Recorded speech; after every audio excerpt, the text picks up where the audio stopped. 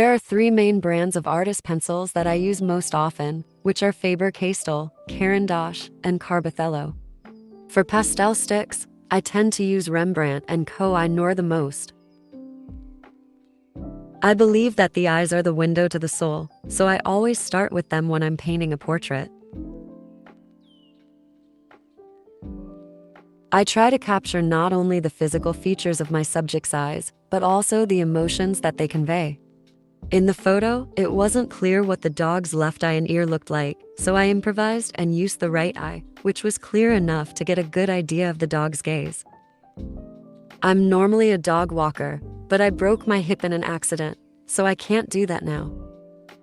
And although I miss walking with the dogs, I also love making paintings. And now I have plenty of time to do this. I then take a look at where the highlights and shadows are in order to map them out. This helps me to create a more accurate representation of the subject matter. I don't really have a set schedule about how I work, but I usually go with my feelings when I draw. I find that this helps me to be more creative and come up with new ideas. I use an eye makeup applicator or a blending stub to smudge the pastel. This dog, one of the dogs I normally walk with every weekday, is very friendly. He loves people and loves to play. He's a great dog to walk with. Apply the background color before fleshing out the edges of your subject. Otherwise, you have a chance that colors will run together if you apply the background color later. When you're creating something, listening to your favorite music can help you stay in the flow and prevent you from fixating too much on any small mistakes you may have made. Just enjoy the process and the music, and trust that you can always fix anything that isn't quite right later on. I'm just adding color to the picture without worrying about small details. I love dogs because they provide loyal companionship and are always happy to see me. Dogs have been proven to lower blood pressure and help reduce stress. I think that's why I've always felt drawn to them. When I'm having a bad day, my dog is always there to make me feel better.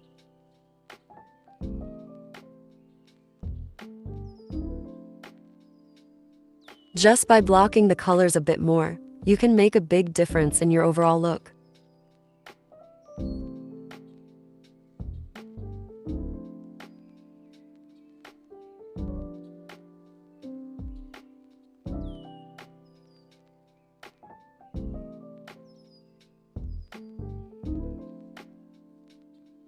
I'm going to add a little more detail to help me connect with the dog.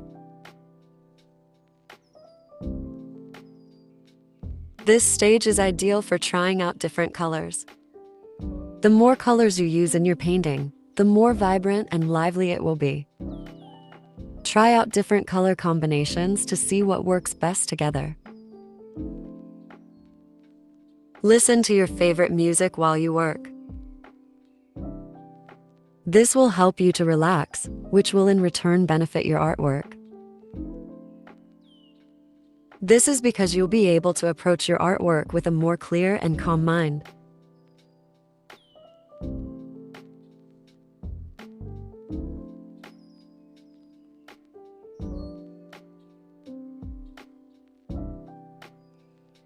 As more layers are applied to the painting, the colors become more saturated and the painting as a whole becomes clearer. Art is a journey, not a destination. Every artist goes through an ugly phase, so don't give up too quickly when you're at it. The key is to keep creating, and the ugly phase will eventually pass. So don't give up, keep pushing through, and you'll come out the other side as a better artist.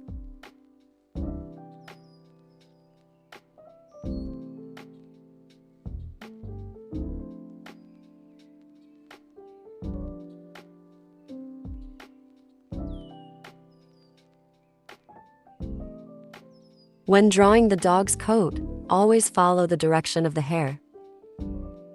I find it important to keep the eyes clear when painting so that you can stay connected to the dog. Don't compare yourself to others. It can be easy to get discouraged if you are constantly comparing your work to that of artists who have been painting for longer than you or who have more experience. Remember that everyone starts somewhere, and that your own unique perspective is what will make your work special.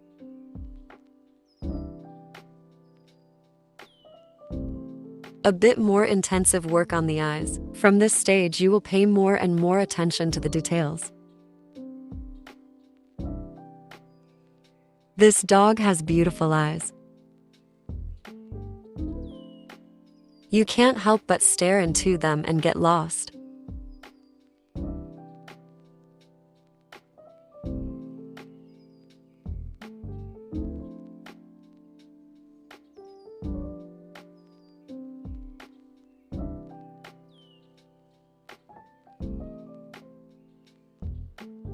As you work, periodically check to make sure the proportions are still accurate. For example, you might realize that the ear you're drawing is too short.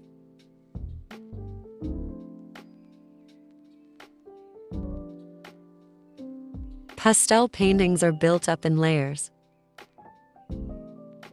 More layers means more depth and interest in the painting. So start with thin layers and don't give up too quickly. Every painting goes through an ugly phase when it is first being created, but keep working and it will become a beautiful work of art.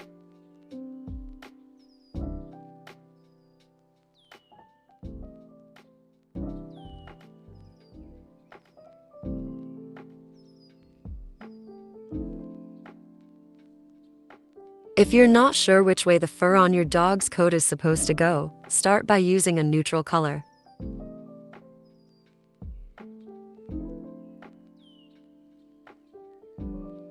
You can then make light stripes in different shades, which will help you see the direction more clearly.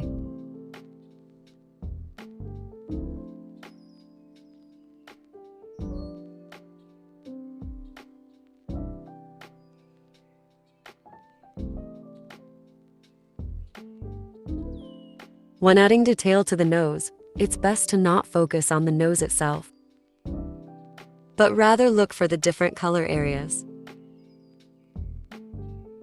This way, the nose will take shape on its own.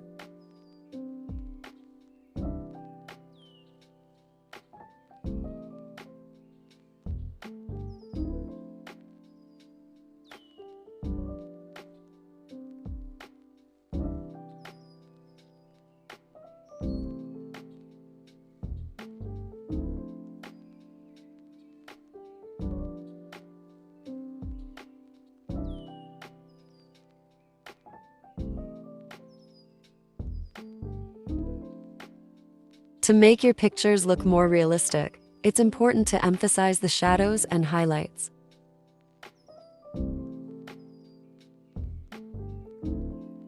This will create more depth and help you get a better overview of the image as a whole.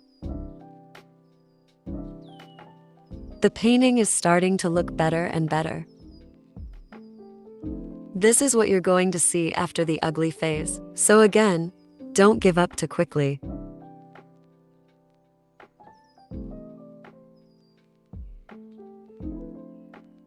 This is a tip I once learned that really helped me out.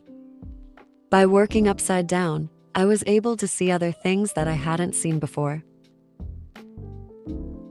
It is a really great way to get a different perspective on things.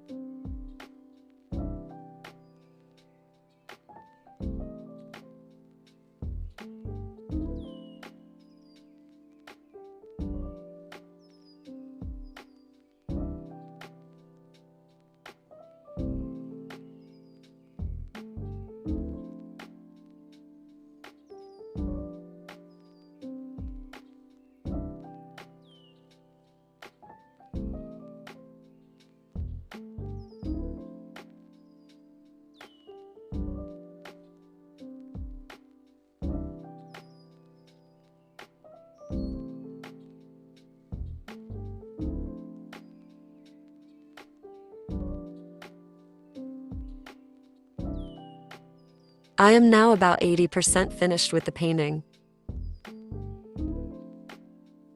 I will spend the next few hours adding and working out the details.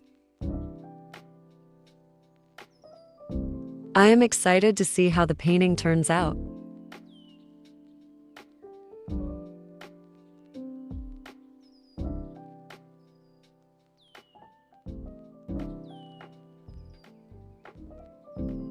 When you finish a painting, it's important to take a step back and look at it from a distance.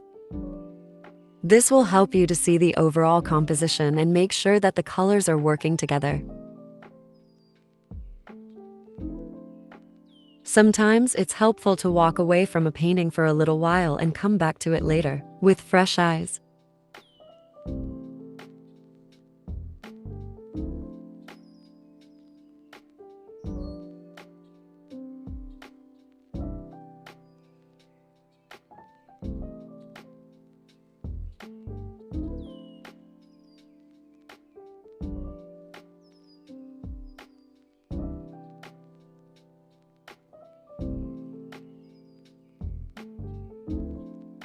The white pencil from Caran d'Ache is perfect for adding bright white details to your drawings.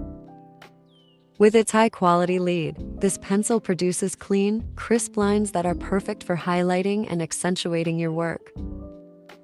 The same goes for their black pencil.